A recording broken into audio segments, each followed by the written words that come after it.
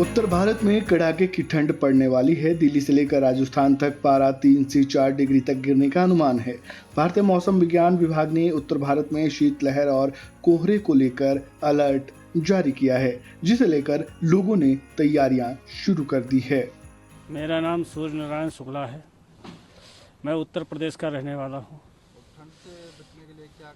ठंड से बचने के लिए मैंने लकड़ जला रखी है और ऊनी कपड़े, साल स्वेटर पहनना चाहिए जिससे ठंड बचे।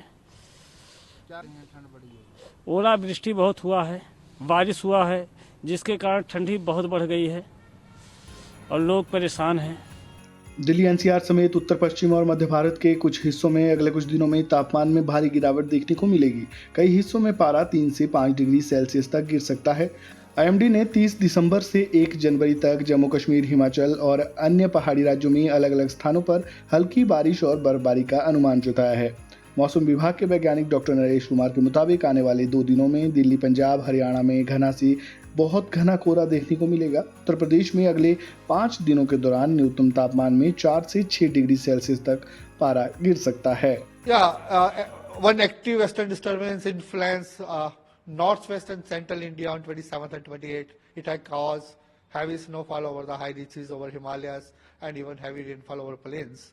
Now system is seen as a circulation over northwest Uttar Pradesh. But if you see, there is a no moisture feeding over in the system, so we are not expecting any weather over northwest India due to these systems. Now the temperatures will gradually fall from today onwards. Basically what is happening when WD approaches, temperature rises over the northwest India. Now when it moves away from the northwest India, northwesterly wind comes from Himalayas towards the plains. Now we are expecting temperature will fall gradually up to 3 to 5 degrees Celsius over many parts of northwest India and central India. And if you talk about, but still temperatures are very high, we are not expecting cold wave next 2 to 3 days, and thereafter it may occur some isolated pockets of Punjab, Haryana.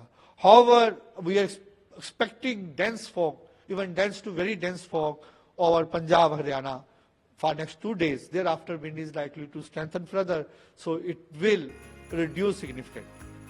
वहीं मौसम विभाग की माने तो साल के आखिरी दिन यानी मंगलवार 31 दिसंबर को दिल्ली सहित देश के तमाम इलाकों में मौसम साफ रहने का अनुमान है, यानी 31 के सेलिब्रेशन में मौसम बाधा नहीं डालेगा।